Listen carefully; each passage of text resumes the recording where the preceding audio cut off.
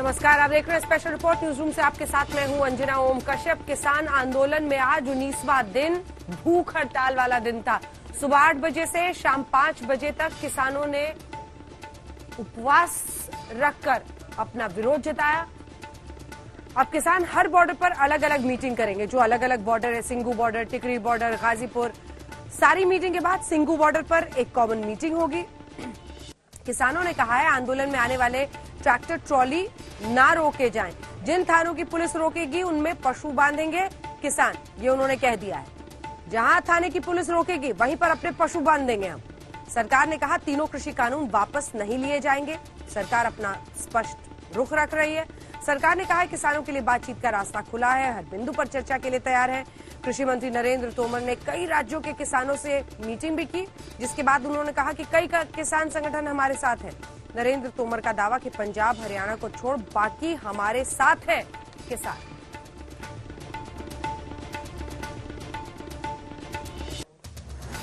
आइए special report की शुरुआत अब करते हैं उस रिपोर्ट के साथ जिसमें सुबह 8 बजे से शाम 5 बजे तक एक तरफ किसानों का उपवास था, दूसरी तरफ सरकार में हलचल तेज थी। लेकिन आज भी ये अनशन जरूर टूट गया है, लेकिन किसान आंदोलन खत्म नहीं हुआ है।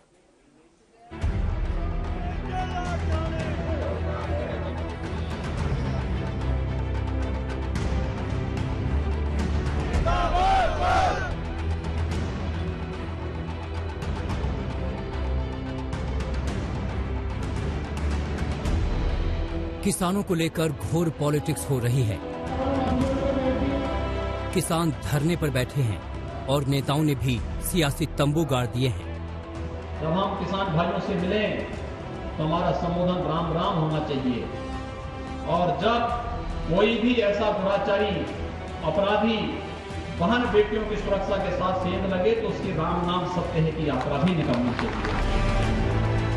जिस किसान को खेतों में होना चाहिए वो इतनी कड़कती ठंड में धरने पे बैठा है। There is enough evidence available that टुकड़े gang is seeking to overtake, fulfill their own agenda. कह रहे हैं कि ये आतंकवादी हैं, किसान आतंकवादी हैं। कह रहे हैं कि किसान देशद्रोही हैं, किसान टुकड़े टुकड़े गैंग हैं। भोले भाले किसान हैं, लेकिन उनके बीच में कुछ टुकड़े टुकड़े गैंग के लोग भी घुस गए हैं। सरकार से पूछना चाहिए कब तक चलेगा, क्यों कर रहे हो? जो बात किसान 2 महीना पहले लिख के आपको दे चुके थे, उस बात को आज भी आप सुनने को तैयार नहीं है। कुछ नहीं होने वाला है। मेरा तो सुझाव है कांग्रेस से कि टेंट लगाना बंद करिए, अपना अध्यक्ष ढूंढिए भविष्य के लिए। ये तो किसानों पर चल रही पॉलिटिक्स का ट्रेलर है।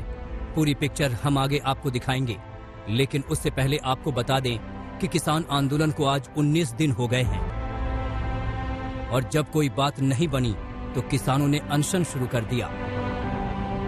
दिल्ली की 3 सीमाओं पर 40 किसान संगठनों ने सुबह 8 बजे से शाम 5 बजे तक सरकार के खिलाफ अनशन किया। सरकार पर दबाव बनाने के लिए सिंघू बॉर्डर, टिकरी बॉर्डर और गाजीपुर बॉर्डर पर किसान उपवास पर बैठ गए। जब लोगों की सुनामी आती है तो बड़े बड़े सियासी पेड़ जड़े होते हैं वो गिर जाते हैं। तुम कहां से रोकोगे हमें? और अभी तो आंदोलन बहुत तेज होगा। ये किसान आंदोलन नहीं है, ये जन आंदोलन है। मोदी जी आप खुद मीटिंग में आओ और इनको कानून को वापस ले जाओ। ये आंदोलन 6 महीने का 6 साल तक चल सकता है। इतने सामर्थ्य है किसान इस आंदोलन को चलाने में। सबसे पहले आपको सिंघू बॉर्डर की तस्वीरें दिखाते हैं। सिंघू बॉर्डर पर किसान आंदोलन कर रहे हैं, अनशन पर हैं और आंदोलन और तेज करने की बात कर रहे हैं। सरकार कह रही है बातचीत करने को तैयार है। किस ढंग से आंदोलन ये डेडलॉक टूटेगा? हाँ, जो सरकार कह रही है गलबात करने के लिए तैयार हैं। गलबात करने से कोई मना नहीं कर रहा है, किसान भी गलबात करने को तैयार हैं, पर गलबात जो अगे हुई है 6-7 बार उसका कोई ठोस नतीजा नहीं निकला। उस लेवल पे गलबात नहीं होनी चाहिए। ये गलबात प्रधानमंत्री के लेवल पे होनी चाहिए। प्रधानमंत्री खुद एजेंडा तय करके किसान आगुओं से बात करें तो और इसका हल कढें। किसानों में गुस्सा है, आक्रोश है और कृषि कानूनों के खिलाफ एक बड़ी जिद भी है। अब आपको टिकरी बॉर्डर की ग्राउंड रिपोर्ट भी दिखाते हैं। किसान हैं वो टीकरी बॉर्डर पर जैसे अलग अलग दूसरी जगहों के बॉर्डर हैं वहां पर भी ये लोग अनशन कर रहे हैं। इनका साफ मकसद ये है कि सरकार की तरफ से जो 3 कानून कृषि कानून लाए गए हैं उनको वापस लिया जाना चाहिए और ये लोग इसी बात को लेकर के लगातार मांग कर रहे हैं। आप मेरे पीछे देखिए यहाँ पर किस तरीके से जो है पूरी बैरिकेडिंग लगाई गई है और पुलिस और पैरामिलिट्री फोर्सेस के जवान यहाँ पर लगाए गए हैं। जो बैरिकेडिंग है इसके उस पार किसान भारी संख्या में मौजूद है। अब गाजीपुर बॉर्डर पर कैसे किसानों ने उपवास किया और कैसे किसान कृषि कानून के विरोध में डटे हुए हैं, ये भी देख लीजिए।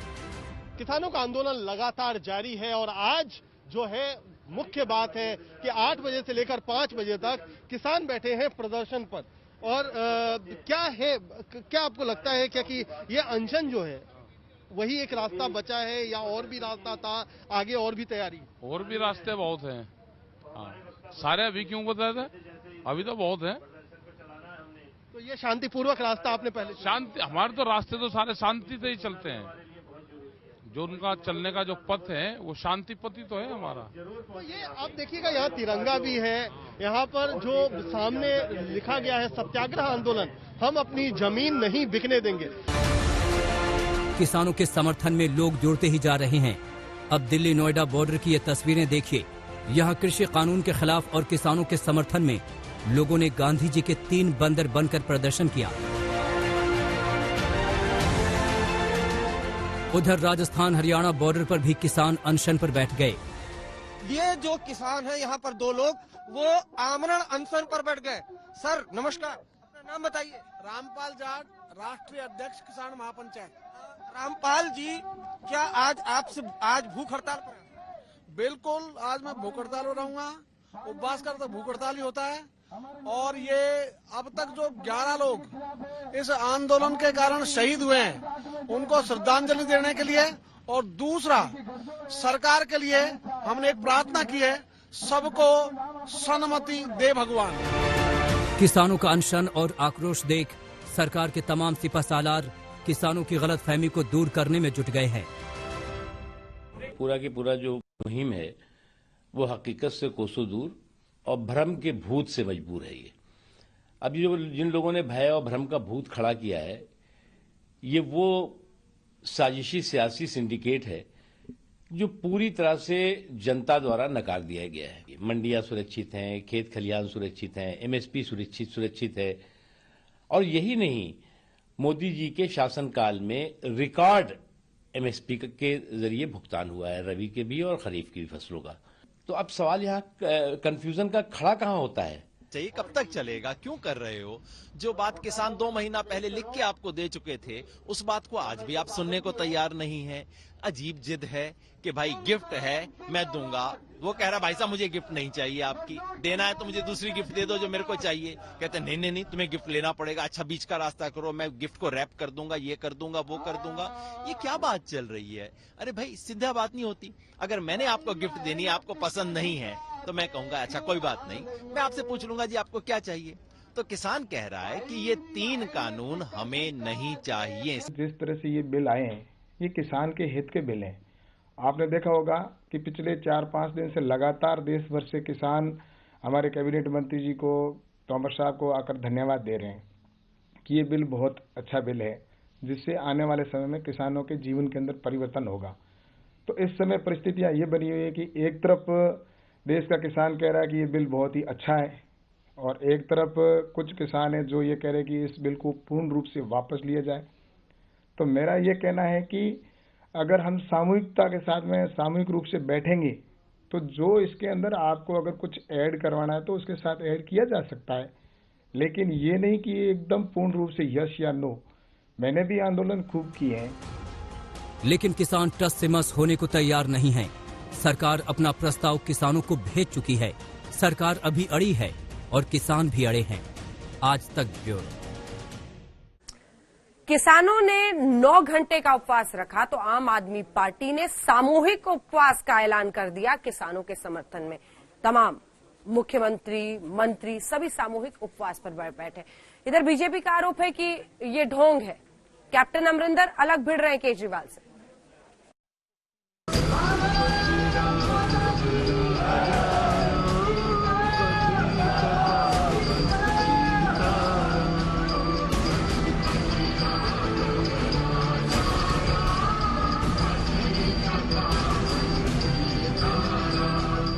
जो लोग कह रहे हैं कि ये चीन और पाकिस्तान के एजेंट हैं, मैं इनको कहना चाहता हूं, एक दिन आप अपने बेटे बेटियों को चीन और बॉर्डर के पाकिस्तान के बॉर्डर पे भेज के देखो, तब पता चलेगा कलेजे पे क्या बीतती है।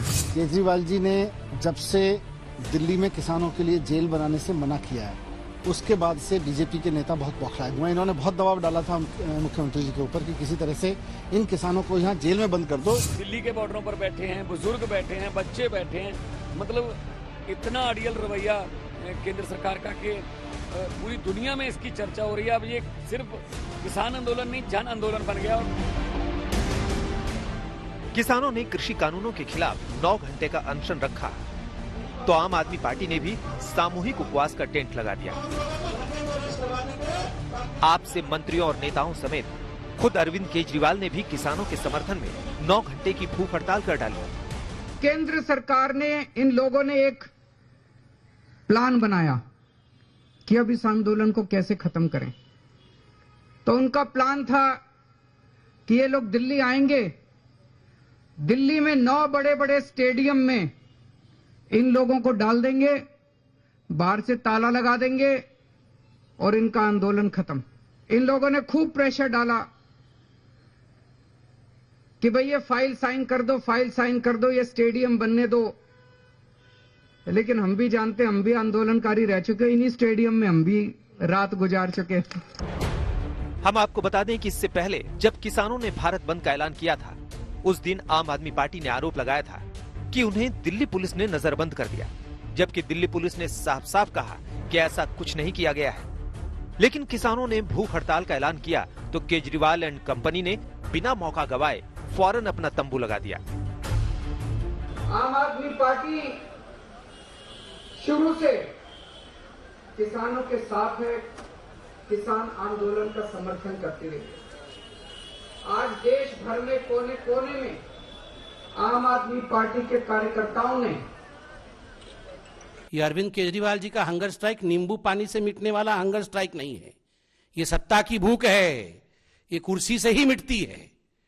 तो ये लड़ाई आपस की पॉलिटिकल लड़ाई है, ये कोई किसानों के बारे में नहीं सोच रहा है। केजरीवाल ने उपवास रखा तो बीजेपी ने इसे कोरा ड्रामा बताया। बीजेपी का कहना है कि केजरीवाल देश के किसानों को भड़काने का काम कर रहे हैं। निश्चित रूप से कुछ लोग किसान आंदोलन को भड़काने का प्रयास कर रहे हैं, जबकि हमारी सरकार, हमारे तमाम कृषि मंत्री से लेकर अन्य वरिष्ठ मंत्री किसानों के हित की बात कर रहे हैं, लगातार बैठकें कर रहे हैं। मैं देख रहा हूं पिछले कुछ दिनों से केंद्र सरकार के कुछ मंत्री और भारतीय जनता पार्टी के कुछ लोग बार बार कह रहे हैं कि ये किसान देशद्रोही हैं, ये आंदोलन देशद्रोहियों का है, यहाँ पे एंटी नेशनल लोग बैठे हुए हैं। मैं उनसे पूछना चाहता हूँ, हजारों एक्स सर्विसमैन, पूर्व सैनिक जो रिटायर हो चुके हैं, ऐसे हजारों पूर्व सैनिक वहां पे बॉर्डर पे किसानों के साथ बैठे हुए हैं।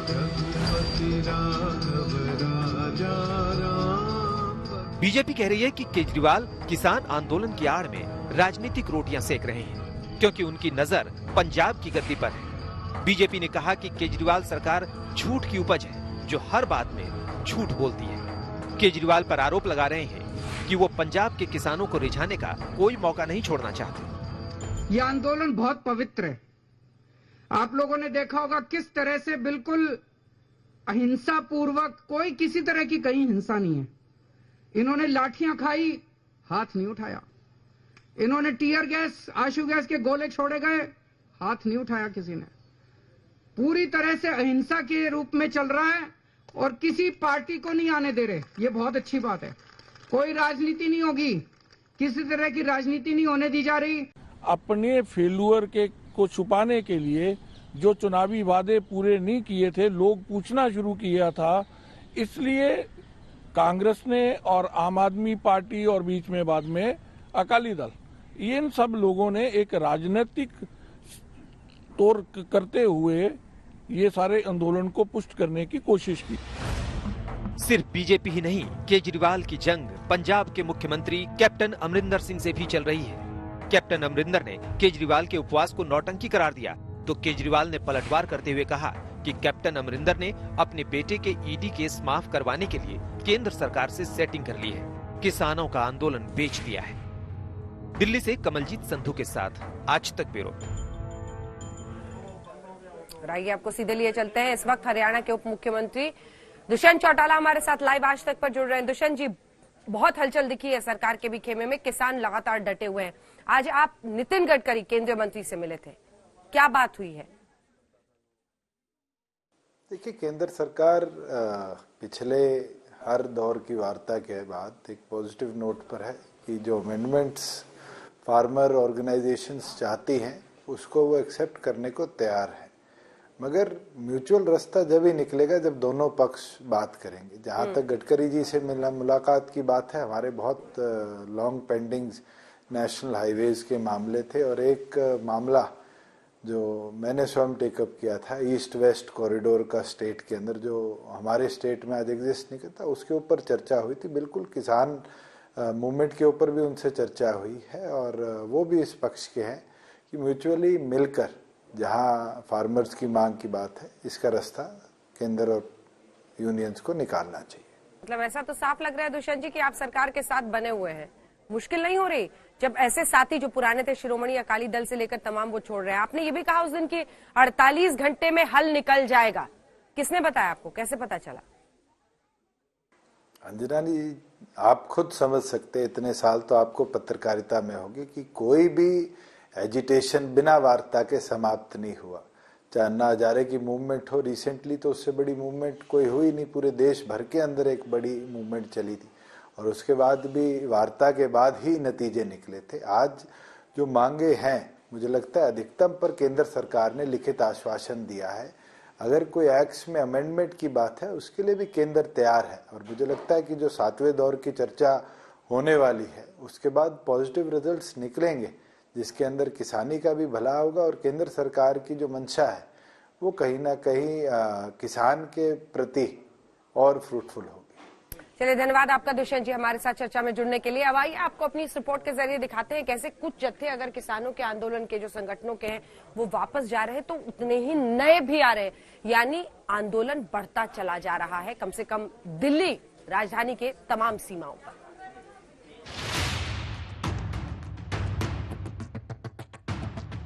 कृषि कानूनों के खिलाफ किसान संगठनों ने पंजाब, हरियाणा और उत्तर प्रदेश के कई शहरों में डीसी दफ्तरों का भी घेराव किया। करनाल से लेकर पठानकोट और फतेहाबाद से लेकर कानपुर तक विरोध प्रदर्शन हुए। राजस्थान हरियाणा बॉर्डर पर भी किसान कृषि कानून के खिलाफ हल्ला बोल रहे हैं। जो किसान है अपने पारंपरिक लोकगीत के जरिए यहाँ पर विरोध प्रदर्शन कर रहे हैं। बाकायदा जो कठपुतली है उसके जरिए सरकार को एक तरीके से मैसेज यहाँ पर देने की कोशिश की जा रही है। लोक नृत्य हो रहा है, ढोल नगाड़े बज रहे हैं और इन सबके बीच यहाँ पर जो किसान है वो धरने पर लगातार बैठे हैं और इनका कहना है कि जब तक सरकार इनकी मांग नहीं मानती यहाँ से नहीं हटेंगे। हरियाणा सरकार ने राजस्थान हरियाणा बॉर्डर पर किसानों को रोका हुआ है और अब यहीं पर उनका विरोध प्रदर्शन चल रहा है। इस वक्त हम मौजूद है हरियाणा राजस्थान के बॉर्डर पर, जहां पर जो किसान हैं वो यहीं पर सड़कों पर बैठ गए हैं और ये जो पूरा रूट है जो जयपुर से हरियाणा की तरफ आता है, गुरुग्राम की तरफ, वो पूरा रूट बाधित कर दिया है। ये जो तमाम किसान हैं ये दिल्ली की तरफ जाना चाहते थे, लेकिन हरियाणा की जो गवर्नमेंट है, प्रशासन है, उन्होंने इन किसानों को यहीं पर रोक दिया है। काफी कड़ाके की ठंड है, ऐसे में जो तमाम किसान है वो यहीं पर बैठ गए। हम आपको बता दें कि 10,000 किसान दिल्ली हरियाणा सिंघू बॉर्डर की तरफ बढ़ रहे हैं। किसान का हथियार भी इस ट्रैक्टर को कहा जाता है और इसी ट्रैक्टर के जरिए पंजाब से दिल्ली की तरफ कूच किए हैं जो किसान, हरियाणा से, राजस्थान से कूच की है किसान। टेंट यहाँ पर लग चुका है, मनोरंजन के लिए गाना बज रहा है और इसी लाउड स्पीकर के जरिए अनाउंसमेंट भी होता है और इनका कहना है कि अभी धीरे धीरे करके और भी किसान यहाँ पर आ रहे हैं। पंजाब के किसान कह रहे हैं कि वो लंबी लड़ाई के लिए तैयार हैं। जो लोग पहले से दिल्ली बॉर्डर पर आंदोलन कर रहे हैं, अब उनमें से कुछ लोग वापस अपने घर जाएंगे और पंजाब से कुछ लोग यहाँ आएंगे। किसान कह रहे हैं कि मवेशियों को भी यहाँ लाना है या नहीं, ये बाद में देखा जाएगा।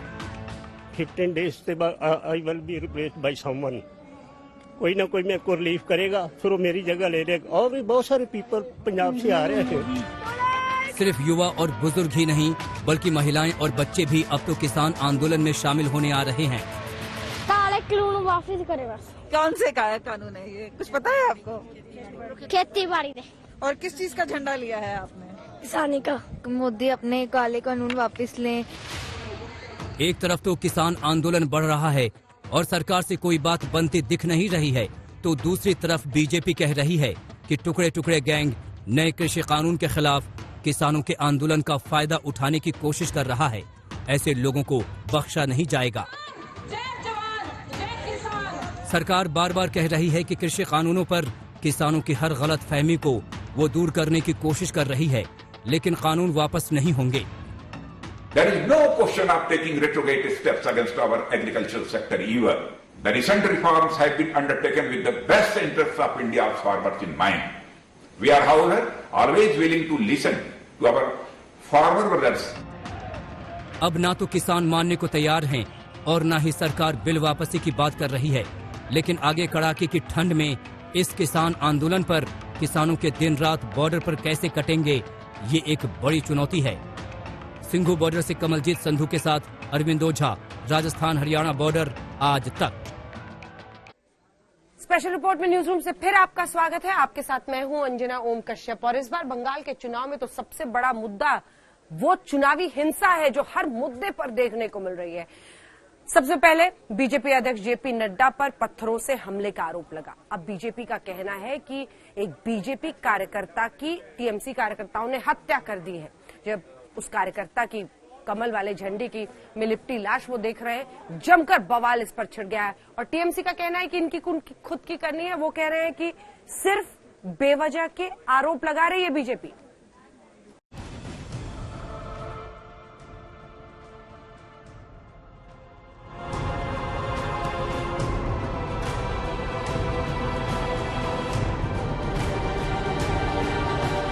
मैं तो आज इसलिए सुरक्षित हूं क्योंकि मेरे पास बुलेट प्रूफ गाड़ी थी।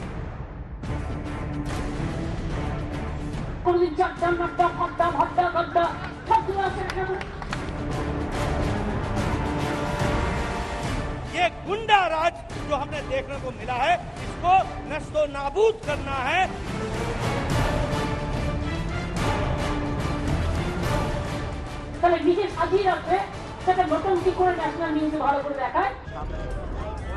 बंगाल की सियासी बिसात में जीते जागते इंसान मोहरे बन गए हैं, लेकिन शतरंज के शह और मात वाले जितनी शराफत सियासी जंग से कोसों दूर है। यहाँ मोहरे पल भर में लाश बन जाते हैं। वर्तमान में बीजेपी के झंडे में लिपटी ये लाश पार्टी के कार्यकर्ता की है। परिवार और बीजेपी का आरोप है कि ये हत्या टीएमसी ने करवाई है। पश्चिमी बंगाल में लॉ एंड ऑर्डर के दिखाई नहीं देता है।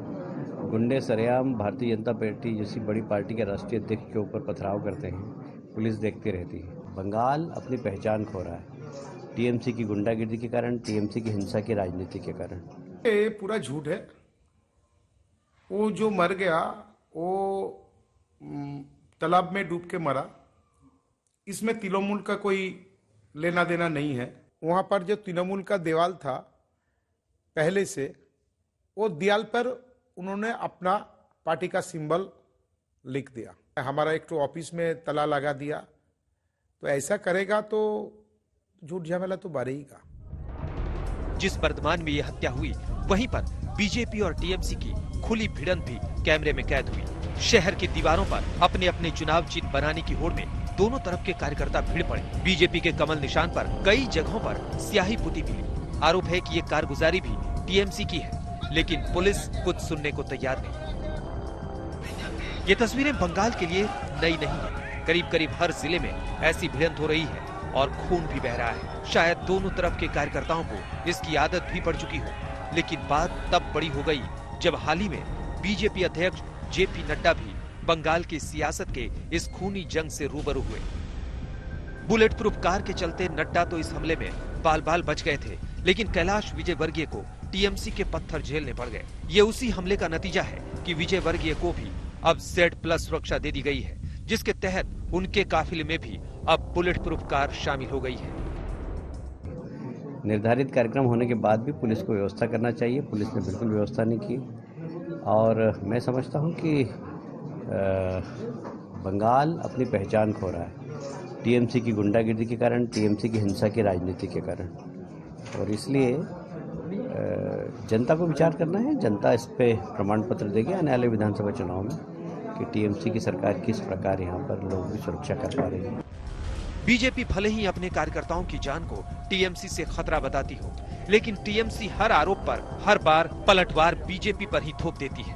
चुनाव से पहले सहानुभूति बटोरने के लिए आशंकाओं और डर की सियासत और भी तेज हो गई है। এবং বিশেষ করে বিজেপি পার্টি তারা উঠে লেগে পড়েছে। আমি অবাক হয়ে যাব না যদি কোনোদিন শুনে ওরা যদি না পারে তাহলে মমতা ব্যানার্জিকে খুন করবে, ওরা দেখবেন খুন করবে। আমি আজ ঘোষণা করে দিয়ে যাচ্ছি। অভিষেক ব্যানার্জি মমতা ব্যানার্জিকে খুন করাবার চক্রান্ত হয়তো করতে পারেন। অভিষেক ব্যানার্জির স্ত্রী 40 দিন ধরে মা কালীতে মন্দিরে গিয়ে মারণ যজ্ঞ করছে সকালবেলা ও গর্ভগৃহের মধ্যে বসে। এই ঘটনাটা সুব্রত মুখার্জি হয়তো জানতে পেরেছেন, সেই জন্য এটাকে বিজেপি নামে চাপিয়ে দেওয়ার চেষ্টা করছেন। चुनावी हिंसा की रफ्तार बता रही है कि चुनाव आते आते हालात और भी संगीन हो सकते हैं। सत्ता और वोट की ये महाभारत बेहद भीषण है। बीजेपी और टीएमसी दोनों ये बात बहुत अच्छे से समझ रही है। पश्चिम बंगाल की राजनीति में राजनीतिक हिंसा कोई नई बात नहीं है। खून खराबा कई वर्षों से होता आ रहा है, लेकिन बीजेपी यह बखूबी जानती है कि बार बार हो रही हत्याओं का असर राजनीति के साथ साथ चुनावी मैदान में भी होगा। जितने कार्यकर्ताओं की मौत हो रही है उनका हिसाब भी रखा जा रहा है और हिसाब लेने का प्रयास भी किया जा रहा है।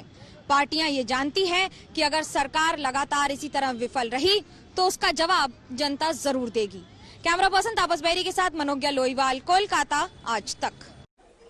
तो बंगाल के चुनाव में सियासी बिसाते बिछ गई हैं। एक तरफ बीजेपी पूरी ताकत झोंक रही है, हर हाल में ममता का दुर्ग ढाने में लग गई है, तो ममता भिड़ गई है कि इस बार तो अपनी सरकार बचाकर ही दम लेंगे। देखिए ये पूरी लड़ाई कैसे हो रही है। अपनों का साथ नहीं मिल रहा है ममता को, शायद यही सबसे बड़ी मुश्किल है। प्रशांत किशोर को लेकर पार्टी के अंदर ही बवाल मच गया है।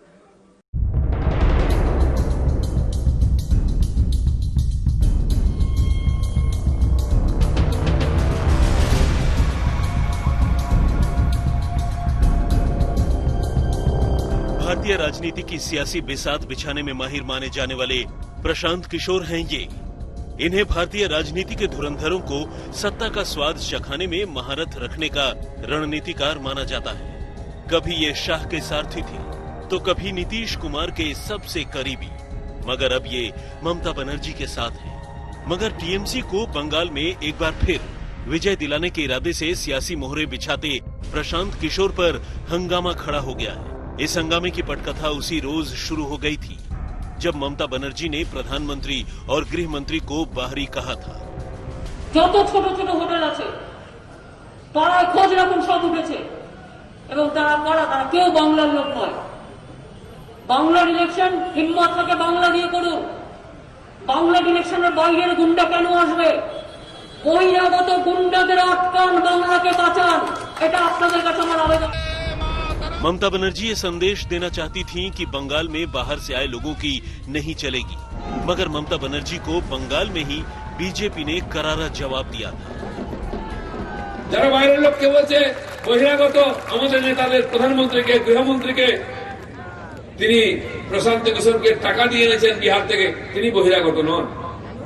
যিনি আইপিএল এ নাচানাচি করেন শাহরুখ খান ব্র্যান্ড অ্যাম্বাসেডর বাংলা, তিনি বহিরাগত নন। দিদিমণির ভাইপোর বউ পাঞ্জাবি মেয়ে থাইল্যান্ড থেকে এসছে, সে বহিরাগত নয়, বাড়ির বউ হয়ে গেল। আর আমাদের নেতারা বহিরাগত, এই পাগলামির জবাব লোকে দেবে। बीजेपी को तो मानो सजी सजाई थाली मिल गई। राजनीति का माहौल ऐसा हो रखा था कि जहां एक और प्रशांत किशोर के प्रति तृणमूल कांग्रेस के कार्यकर्ताओं और नेताओं में नाराजगी थी, तो वहीं ये भी डर था कि कहीं आने वाले दिनों में उन नेताओं का रुआब या रुतबा कम न हो जाए। ये नाराजगी इस कदर बढ़ गई कि कई नेताओं ने इसे बोलना शुरू कर दिया, तो कईयों ने अपनी तरफ से इस्तीफे देने भी शुरू कर दिए। जहां एक और नाराजगी है तो वहीं कई दुविधा में हैं कि आखिरकार पार्टी में रहना है कि आगे कदम बढ़ाना है, जिसका पूरा फायदा बीजेपी उठा रही है। मुर्शिदाबाद से टीएमसी विधायक नियामत शेख ने एक पब्लिक रैली में प्रशांत का खुलेआम विरोध करते हुए कहा था, क्या हमें प्रशांत किशोर से राजनीति समझने की जरूरत है? कौन है पीके? और तो और बैरकपुर विधानसभा से टीएमसी विधायक शीलभद्र दत्ता ने पीके की एजेंसी पर हमला बोलते हुए चुनाव न लड़ने का ऐलान तक कर दिया। सियासी गलियारों की माने तो ये गलत नहीं होगा कहना कि लगातार प्रशांत किशोर के खिलाफ नाराजगी लोगों में बढ़ती ही चली गई। आलम यह है कि नाराजगी का इजहार भी किया गया, लेकिन जब पार्टी के आला कमान ने ये साफ कर दिया कि उन्हीं की बात सर्वोपरि रखी जाएगी तो खलबली मच गई। खलबली अब नेताओं में इस कदर मची है कि कई पार्टी छोड़कर जाने को तैयार हैं और कई अब सवाल कर रहे हैं कि जमीनी स्तर से जुड़े होने के बावजूद इन सारी बातों का मतलब ही क्या है। फिलहाल इस खलबली को इस खेमे की खलबली में बदलते हुए देखा जा रहा है, जिससे जहां एक और पार्टी में परेशानी है तो वहीं कई ऐसे सवाल जिनके जवाब अब खुद पार्टी ही खोज रही है। कैमरा पर्सन तापस बेरी के साथ मनोज्ञा लोईवाल, कोलकाता, आज तक। खलबली मची हुई है इस वक्त ममता बनर्जी की पार्टी में। प्रशांत किशोर को लेकर कई लोगों में बताया जा रहा है पार्टी के अंदर नाराजगी है और ऐसे कई नेता हैं जो ममता बनर्जी के करीबी थे। शुभेंदु अधिकारी, उन्होंने जिस तरह की बयानबाजी की है, बाहर का रास्ता ले लिया है। विधायक एक जो करीबी थे ममता बनर्जी के, देखिए सब कैसे एक एक करके कटघरे में एक मंत्री के खिलाफ ही बोल रहे हैं ये विधायक।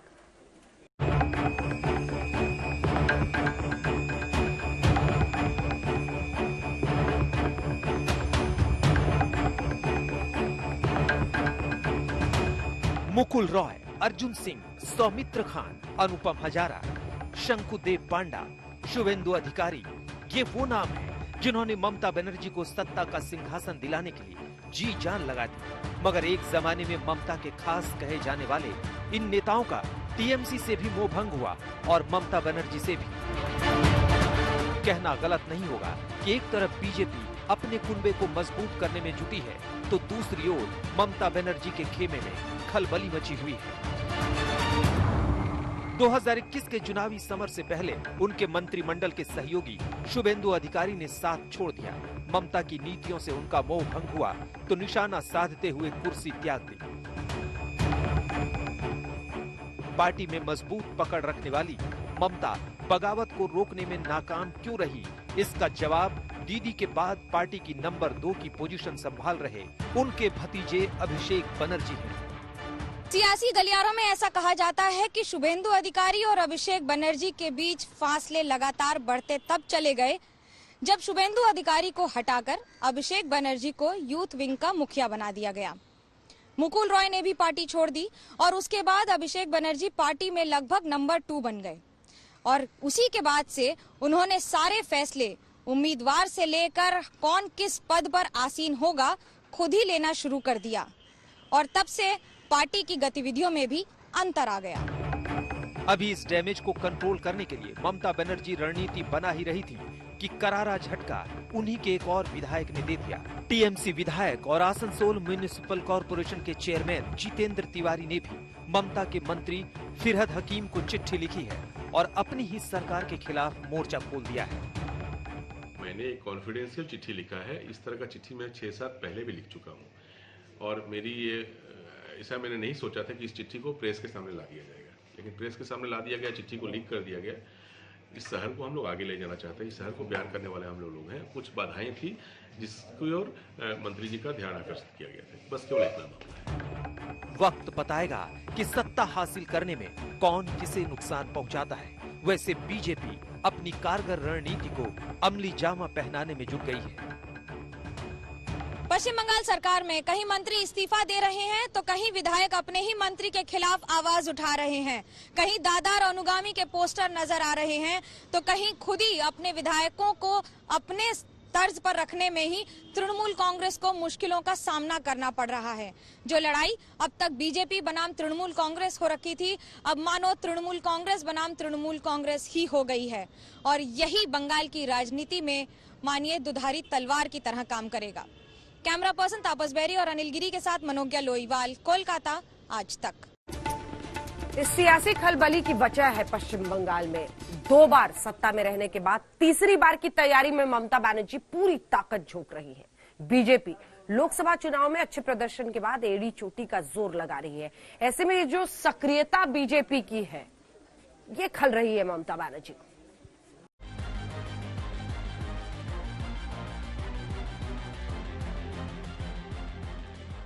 यही वो तस्वीर है जिसने बंगाल का सियासी पारा अचानक से बढ़ा दिया था। मतुआ समुदाय के बीच देश के गृह मंत्री की मौजूदगी और इसी समुदाय के अपने पार्टी कार्यकर्ता के घर पर लंच की इन तस्वीरों से ममता जबरदस्त भड़की।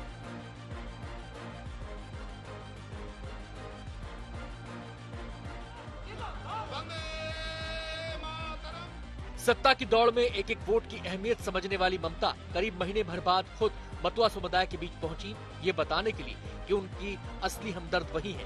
बीजेपी की नजर तो सिर्फ उनकी वोट पर है। दिखाने के लिए आए थे और खाना बाहर से बना के कोई दलित के घर में जाके उसको कुछ करने नहीं दिया, बाहर से बाम्बन ले गया, तरकारी काटছে কিন্তু সেই তরকারি খায়নি। मतुआ समुदाय दोनों पार्टियों के लिए इतना अहम क्यों है, ये समझिए। मतुआ समुदाय के लोग बांग्लादेश से आकर बंगाल में बसे। इनकी मुख्य बसाहट उत्तर और दक्षिण 24 परगना जिलों में है। मतुआ समुदाय बंगाल की दूसरी सबसे बड़ी एससी आबादी है। समुदाय की लंबे अरसे से स्थायी नागरिकता की मांग है। सीएए लागू होने से इनकी नागरिकता की मांग पूरी हो सकती है। प्रधानमंत्री जी ने खुद ने जिम्मेदारी ली है, गृह मंत्री जी ने खुद ने जिम्मेदारी ली है और एक बिल पारित कर दिया। सबसे बड़ा काम ये है, तो जब बिल पारित हो गया तो उसको एग्जीक्यूट करना है ना, बस एग्जीक्यूट नहीं करना तो हो जाएगा, वो तो होगा ही। टाइम लगा, चुनाव के पहले होगा ही। चुनाव से इसको मत जोड़िए। चुनाव हमारे लिए सेकेंडरी थिंग है, नागरिकता देना हमारी प्राथमिकता है। पार्लियामेंट के एक्ट से पास हो चुका है सिटीजन्स अमेंडमेंट एक्ट, अब उसके रूल्स बन रहे हैं। जैसे ही रूल्स बन जाएंगे वो इम्प्लीमेंट होगा और लेटर और स्पिरिट में इम्प्लीमेंट होगा, और यहाँ भी होगा। ममता चाहे जो कहें, लेकिन बीजेपी ने ठान लिया है कि अगर बंगाल की बिसात पलटनी है तो दिग्गजों को लगातार जनता के बीच पहुंच बनानी होगी। 5 नवंबर को अमित शाह के दौरे से इस अभियान की शुरुआत हुई। अगले महीने पार्टी अध्यक्ष जेपी नड्डा बंगाल पहुंचे और अब इसी महीने 19 तारीख को अमित शाह फिर से बंगाल जाने की तैयारी में है। शहर मात के खेल में राष्ट्रपति शासन भी बंगाल में बड़ा मुद्दा बन गया है। ममता और उनके करीबी आरोप लगा रहे हैं कि बीजेपी उनकी सरकार भंग करवाने की साजिश रच रही है, लेकिन बीजेपी कह रही है कि ऐसा कभी नहीं होगा, क्योंकि ममता राष्ट्रपति शासन के बहाने शहादत चाहती हैं। ये आपने पहले भी किया, 130 लोग मरे, हम 18 जीत गए। अब आपने हमारे राष्ट्रीय अध्यक्ष पर हमला करवाया, हमारे महामंत्रियों पर करवाया, जो दुनिया की सबसे बड़ी पार्टी के राष्ट्रीय अध्यक्ष हैं। क्या लोकतंत्र में लोकलाज सब खत्म हो गया है? नड्डा पर हमले का मामला भी बड़ा मुद्दा है। ममता सरकार ने केंद्र को इस मामले में रिपोर्ट सौंपने से इनकार कर दिया है, लिहाजा शाह के ताजा दौरे में इसे लेकर भी ममता पर तीखे तीर चलना तय है। कोलकाता से मनोज्ञा लोईवाल के साथ आज तक ब्यूरो। इसी के साथ स्पेशल रिपोर्ट पे इतना ही। देश दुनिया की बाकी खबरों के लिए आप देखते रहिए आज तक।